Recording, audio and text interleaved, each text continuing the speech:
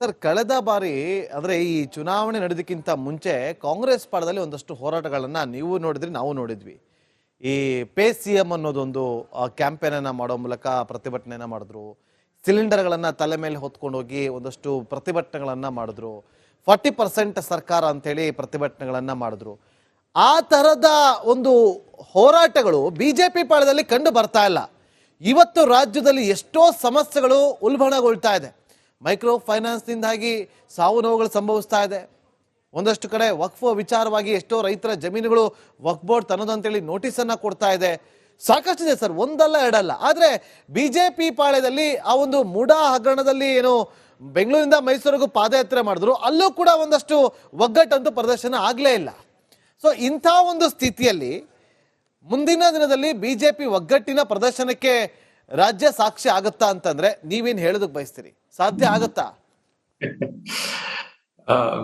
ಅದೊಂದು $1,000,000 question.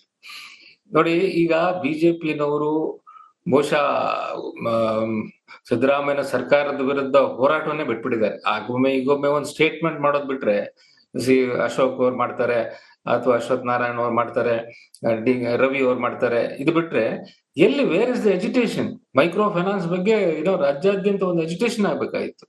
So ಅಥವಾ ವಕಫ್ ವಿಷಯ ತೆಗೆದುಕೊಂಡು ದೊಡ್ಡದಾಗಿ ಮಾಡ್ಬೇಕಾಯ್ತು. ಅದು ಮಾಡ್ಲಿಕ್ಕೆ ಸಾಧ್ಯನೇ ಆಗ್ತಾ ಇಲ್ಲ. ಯಾಕಂದ್ರೆ ಅವರ ಮನೆಗೆ ಬೆಂಕಿ ಬಿದ್ದಿದೆ, ಅದನ್ನ ಆರಿಸೋದ್ರಲ್ಲಿ ಇದ್ದಾರೆ ಅವರು. ಸೊ ಈ ಒಂದು ಪರಿಸ್ಥಿತಿನಲ್ಲಿ ಕಾಂಗ್ರೆಸ್ ಅನ್ನ ಎದುರಾಕೊಳ್ಳುವಂತ ಸ್ಥಿತಿಯಲ್ಲೇ ಇಲ್ಲ ಅವರು. ಈಗ ನೋಡಿ, ಕಾಂಗ್ರೆಸ್ ನಲ್ಲಿ ಕೂಡ ಎಷ್ಟು ಒಂದು ಸೂಕ್ಷ್ಮವಾದ ಪರಿಸ್ಥಿತಿ ಇದೆ ಅಂದ್ರೆ, ಮೂಡ ಕೇಸು ಕೂಡ ಈಗ ಎಲ್ರಿಗೂ ಗೊತ್ತಿದ್ದಂಗೆ ಹೈಕೋರ್ಟ್ ನಲ್ಲಿ ಒಂದು ಕ್ರಾಸ್ ರೋಡ್ಸ್ ಅಲ್ಲಿ ಇದೆ, ಅಲ್ಲಿ ಜಡ್ಜ್ಮೆಂಟ್. ಈಗ ನಾಗಪ್ರಸನ್ನ ಅವರು ಅಲ್ಲಿ ಜಡ್ಜ್ ಆಗಿರ್ತಕ್ಕಂತ ಇದರಲ್ಲಿ ಇದ್ರದ್ದು ಇನ್ನು ಕೆಲವೇ ದಿನಗಳಲ್ಲಿ ಸಿಬಿಐಗೆ ಈ ಕೇಸನ್ನ ಕೊಡಬೇಕಾ ಬೇಡವಾ ತೀರ್ಪು ಬರುತ್ತೆ. ಆ ತೀರ್ಪು ಬಂದು ಮೂಡ ವಿಚಾರದಲ್ಲಿ ಒಂದು ಸ್ಟ್ರಾಂಗ್ ಆಗಿ ಜಡ್ಜ್ಮೆಂಟ್ ಬಂದು ಇದರಲ್ಲಿ ಮುಖ್ಯಮಂತ್ರಿಯವರ ಕೈವಾಡ ಇದೆ ಅಥವಾ ಫ್ಯಾಮಿಲಿ ಕೈವಾಡ ಇದೆ ಅನ್ನೋದನ್ನ ಆ ಜಡ್ಜ್ಮೆಂಟ್ ಅಲ್ಲಿ ಬಂದ್ರೆ ಸಿದ್ದರಾಮಯ್ಯನವರು ಕಂಟಿನ್ಯೂ ಆಗ್ಲಿಕ್ಕೆ ಆಗುತ್ತಾ? ಸೊ ಹಾಗೆ ಅವರು ಕಂಟಿನ್ಯೂ ಆಗೋದಾದ್ರೆ ಅದನ್ನ ಬಲವಾಗಿ ವಿರೋಧಿಸಬೇಕಾದವರು ವಿರೋಧ ಪಕ್ಷದವರು. ಅವರು ಅವರೊಳಗೆ ಕಿತ್ತಾಡ್ಕೊಂಡಿದ್ರೆ ಸಿದ್ದರಾಮಯ್ಯನಿಗೆ ಅವ್ರಿಗೆ ಅಡ್ವಾಂಟೇಜ್ ಆಗುತ್ತೆ. ಈಗ ದಿನ ಹೆಡ್ಲೈನ್ ಬರ್ತಕ್ಕದ್ದು ಮೋರ್ ಆಫ್ ಬಿಜೆಪಿ ಇದ್ನಲ್ಲಿ ಒಳಜಗಳ ಹೊರತು ಕಾಂಗ್ರೆಸ್ ನಲ್ಲಿ ನಡೀತಾ ಇರತಕ್ಕಂಥದ್ದಲ್ಲ. ಸೊ ಜಡ್ಜ್ಮೆಂಟ್ ಇನ್ನೇನು ನನಗನ್ಸುತ್ತೆ ಕೆಲವೇ ದಿನಗಳಲ್ಲಿ, ಮೇ ಬಿ 3-4 ಡೇಸ್ ಅಲ್ಲಿ ಬರುವ ಸಾಧ್ಯತೆ ಇದೆ. ಏನ್ ಬೇಕಾದ್ರೂ ಆಗ್ಬೋದು ಸರ್. ಆ ಒಂದು ತೀರ್ಪು ಹೊರ ಬಂದ ಬಳಿಕ ಒಂದು ಸಿಬಿಐಗೆ ಹೋಗ್ಬೋದು ಅಥವಾ ಹೋಗದೆ ಇರ್ಬೋದು. ಆದ್ರೆ ಈಗ ಒಂದು ಸಿಂಪಲ್ ಕ್ವಶನ್ ಕೇಳಿ ಸರ್, ನಿಮ್ಗೆ ಇರುವಂತ ಒಂದು ಎಕ್ಸ್ಪೀರಿಯನ್ಸ್ ನ ಆಧಾರದಲ್ಲಿ ನನಗೆ ಉತ್ತರ ಬೇಕು. ಒಂದು ವೇಳೆ ನಡೆಯೋದಿಲ್ಲ, ನಾಳೆನೆ ಚುನಾವಣೆ ಘೋಷಣೆ ಆಯ್ತು ಅಂತಂದ್ರೆ ಇವತ್ತು ಬಿಜೆಪಿ ಗೆಲ್ಲುವಂತ ಸ್ಥಿತಿಯಲ್ಲಿ ಇದೆಯಾ ರಾಜ್ಯದಲ್ಲಿ? ಚುನಾವಣೆ ಆದ್ರೆ ಬಹುಶಃ ಇಬ್ರು ಮುಗ್ಗರಿಸ್ತಾರೆ. ಇವನು ಕಾಂಗ್ರೆಸ್ ಅಷ್ಟೇ, ಬಿಜೆಪಿನೂ ಅಷ್ಟೇ. ಜನಗಳಿಗೆ ಬೇಸತ್ತು ಹೋಗ್ಬಿಟ್ಟಿದೆ. ಇವರು ಬರೀ ಅಧಿಕಾರಕ್ಕೋಸ್ಕರ ಕಿತ್ತಾಟ ನಡೆಸ್ಕೊಂಡಿದ್ದಾರೆ. ಈವನ್ ಕಾಂಗ್ರೆಸ್ ಸರ್ಕಾರದಲ್ಲಿ ಎಲ್ಲಿದೆ ಡೆವಲಪ್ಮೆಂಟ್? ಎಲ್ಲ ಆಗ್ತಾ ಇದೆ.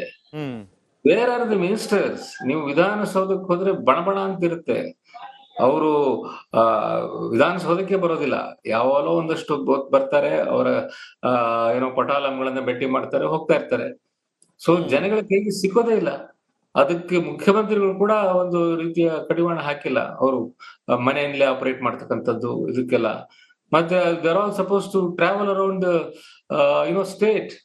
ಅವರವರಿಗೆ ವಹಿಸಿರ್ತಕ್ಕಂಥ ಜಿಲ್ಲೆಗಳಿಗೆ ಓಡಾಡ್ಬೇಕು. ಎಷ್ಟು ಜನ ಮಂತ್ರಿಗಳು ಓಡಾಡ್ತಾ ಇದ್ದಾರೆ? ಎಷ್ಟು ಜನ ಮಂತ್ರಿಗಳು ಡೆವಲಪ್ಮೆಂಟ್ ವಿಚಾರದಲ್ಲಿ ರಿವ್ಯೂ ಮೀಟಿಂಗ್ಸ್ ಹೊಡ್ತಾ ಇದ್ದಾರೆ? ಇದ್ಯಾವುದು ಕಾಣ್ತಾ ಇಲ್ಲ. ಮೊನ್ನೆ MLA ಫಂಡ್ಸ್ಗೆ ಒಂದಷ್ಟು ಅಮೌಂಟ್ ನ CM ರಿಲೀವ್, ಅದು ಎಷ್ಟು ಒಂದು ನಿಯರ್ಲಿ 2 years ನಂತರ ಅದನ್ನ ರಿಲೀಸ್ ಮಾಡ್ತೀವಿ ಅಂತ ಹೇಳಿದ್ದಾರೆ. ಅದ್ರ ಎಷ್ಟು ಮಟ್ಟಿಗೆ ಈಗ ರಿಲೀಸ್ ಆಗಿದೆ ಗೊತ್ತಿಲ್ಲ.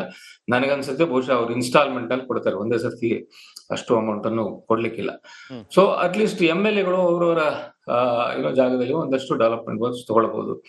ಆದ್ರೆ ಚುನಾವಣೆ ಏನಾದ್ರೂ ಅನೌನ್ಸ್ ಆಗತ್ತೆ ಅನ್ನೋದಾದ್ರೆ ಐ ಥಿಂಕ್ ಇಬ್ರು ತಯಾರಿಲ್ಲ ಅಂತ ನನಗನ್ಸುತ್ತೆ. ಅದಕ್ಕಿಂತ ಮುಖ್ಯವಾಗಿ ಇನ್ನೊಂದು ವಿಚಾರ ನಾನು ಹೇಳ್ಬೇಕಾದ್ದು, ಈಗ CBI ಎನ್ಕ್ವೈರಿ ಆರ್ಡರ್ ಆದ್ರೆ ಸಿದ್ದರಾಮಯ್ಯನವ್ರನ್ನ ಕಂಟಿನ್ಯೂ ಮಾಡ್ಲಿಕ್ಕೆ ಹೈಕಮಾಂಡ್ ಬಿಡುತ್ತಾ? Because it will be big black mark on him. ಅವ್ರು ಇದುವರೆಗೂ ಹೇಳ್ಕೊಂಡು ಬಂದಿರ್ತಕ್ಕಂಥದ್ದೇನು, ನಾನು ನಿರಪರಾಧಿ, ನಾನು ಇದ್ರಲ್ಲಿ ಏನು ಮಾಡಿಲ್ಲ, ನನ್ನ ಕುಟುಂಬ ಕ್ಲೀನ್ ಆಗಿದೆ, ನಾವು ಮಾಡಿರ್ತಕ್ಕಂಥದ್ದೆಲ್ಲ ಇದೆಲ್ಲ ಇಡಿನವರ ಒಂದು ಇದು ಸಂಚು ಆ ತರ ಹೇಳ್ಕೊಂಡ್ ಬಂದಿದ್ದಾರೆ. ಆದ್ರೆ ನಾವು ನೋಡಿದ್ವಿ ಪ್ರತಿಯೊಂದು ಸ್ಟೇಜ್ ನಲ್ಲೂ ಕೂಡ ಅವರ ಫ್ಯಾಮಿಲಿ ಅವರ ಇನ್ಫ್ಲೂಯೆನ್ಸ್ ಅನ್ನು ಉಪಯೋಗಿಸ್ಕೊಂಡು ಹೇಗೆ ಕೇವಲ 3.5 ಎಕರೆ ಜಾಗಕ್ಕೆ ಒಂದು 14 ಪ್ರೈಮ್ ಸೈಟ್ಗಳನ್ನ ತಗೊಂಡಿದ್ದಾರೆ ಅನ್ನೋದು ಜಜ್ಮೆಂಟ್ ಅಲ್ಲಿ ಈಗಾಗಲೇ ಸಾಬೀತಾಗಿದೆ. ಓಕೆ. ಸೊ ಈ ರೀತಿ 14 ಸೈಟ್ ನ ಬೇರೆ ಯಾರಿಗಾದ್ರೂ ಸರ್ಕಾರ ಕೊಡ್ತಿತ್ತ? ಅದರ ಜಡ್ಜ್ಮೆಂಟ್ ನಲ್ಲೇ ಬಂದಿರತಕ್ಕಂಥದ್ದು ಅದು ವರ್ತ್ 56 crores. ಹೌದು. ಬಟ್ ಈಗ ಆ ವಿಚಾರವನ್ನ ಇಟ್ಕೊಂಡು ಇವರು ಬಿಜೆಪಿಯವರು ಹೋರಾಟ ಮಾಡೋದ್ ಬೇಡ.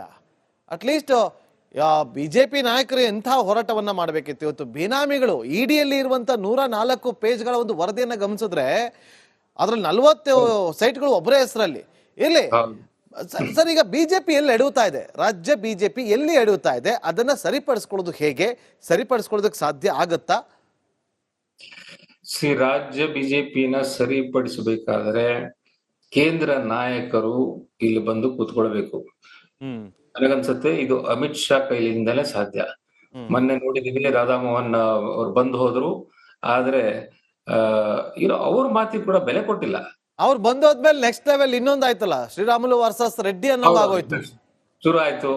ಅಂಡ್ ಅವ್ರು ಬಂದು ಹೋದಾಗ್ಲೂ ಸಿ ಟಿ ರವಿ ಎಂತ ಸ್ಟೇಟ್ಮೆಂಟ್ ಕೊಟ್ರು, ನೀವು ಯಾವತ್ತೋ ಒಂದ್ಸಲಿ ಬಂದು ಹಿಂಗ್ ನೋಡ್ಕೊಂಡ್ರೆ ಆಗಲ್ಲ, ಸೊ ನಿಮಗೆ ಸರಿಯಾಗಿ ಗೊತ್ತಾಗೋದಿಲ್ಲ. ಅವರು they take them for granted. So ಅಂತ ಒಂದು ವೀಕ್ ಲೀಡರ್ಸ್ ಅನ್ನ ನೀವು ಇಲ್ಲಿ ಕಳಿಸಿದ್ರೆ ಇಂತ ಒಂದು ದೊಡ್ಡ ಸಮಸ್ಯೆನ ಬಗೆಹರಿಸಲಿಕ್ಕೆ ಸಾಧ್ಯವಾಗಿದೆಯಾ? ಅದರಿಂದ ನನಗನ್ಸುತ್ತೆ ಇದನ್ನ ಅಮಿತ್ ಶಾ ಅವರೇ ಸೀರಿಯಸ್ ಆಗಿ ತಗೊಳ್ಬೇಕು, ಅಥವಾ JP ನಡ್ಡಾ ಅವ್ರು ಸೀರಿಯಸ್ ಆಗಿ ತಗೋಬೇಕು. ಇಲ್ಲಿ ಬಂದು 2-3 ದಿವಸ ಕೂತ್ಕೊಂಡು ಸಮಸ್ಯೆ ಏನಿದೆ ಅನ್ನೋದನ್ನ ಪರಿಗಣಿಸಿ ಎಲ್ಲ ಬಣಗಳನ್ನು ಮಾತಾಡಿಸಿ ಒಂದಷ್ಟು ಅವರಿಗೆಲ್ಲ ಸ್ಟ್ರಾಂಗ್ ಇದು ಕೊಡಬೇಕು, ಇಂಡಿಕೇಶನ್ಸ್. ಯಡಿಯೂರಪ್ಪ ಅವರ ಎಂಟ್ರಿ ಆದ್ರೆ ಸರ್, ರಾಜಾಹುಲಿ ಯಡಿಯೂರಪ್ಪ ಅವರ ಎಂಟ್ರಿ ಆದ್ರೆ ರಾಜಾಹುಲಿ ಅವರಿಗೆ ಒಂದು ಸಮಸ್ಯೆ ಇರ್ತಕ್ಕಂಥದ್ದು, ಅವ್ರ ಮಗನೇ is centre of this controversy. ಹಾಗಾಗಿ ಈಸ್ ಹ್ಯಾಂಡಿಕ್ಯಾಪ್ಡ್. ಸೊ ಅವರು ತಮ್ಮ ಮಗನ್ನ ರಾಜಕೀಯದಲ್ಲಿ ಮುಂದಕ್ಕೆ ತರಬೇಕು ಅನ್ನೋ ಒಂದು ದೃಷ್ಟಿಯಿಂದ ಲೋಕಸಭಾ ಎಲೆಕ್ಷನ್ ಮೊದಲು ಕೇಂದ್ರ ನಾಯಕರ ಮೇಲೆ ಒಂದು ರೀತಿಯ ಪ್ರಭಾವ ಬೀರಿ ಅವನ್ನ ರಾಜ್ಯಾಧ್ಯಕ್ಷ ಮಾಡಿದ್ರು. ಕೇಂದ್ರ ನಾಯಕರು ಅವರ ಮಾತನ್ನ ಮನ್ನಿಸಿ ವಿಜೇಂದ್ರನಿಗೆ ಅವಕಾಶ ಕೊಟ್ಟ ಮೇಲೆ ಅವರನ್ನ ಸಮರ್ಥಿಸ್ಕೊಂಡು ಬರ್ಬೇಕಾಯ್ತು. ಆ ಕೆಲಸವನ್ನ ಮಾಡಿಲ್ಲ. ಅದು that shows that weakness of the party. ಇವರು ಕರ್ನಾಟಕವನ್ನ ಕೈಯೇ ಬಿಟ್ಬಿಟ್ಟಿದ್ದಾರೆ ಬಿಜೆಪಿಯವರು ಅನ್ನೋ ಒಂದು ರೀತಿಯ ಅನುಮಾನ ಬರೋರಿ ಶುರುವಾಗಿದೆ. ಇವತ್ತು ಉಪಾಧ್ಯಕ್ಷ ನಿನ್ನೆ ಕೂಡ ಸುಭಾಷ್ ಶುಗಾರ್ ಸರ್ನ ಮಾತಾಡ್ತಾ ಇದ್ದೆ.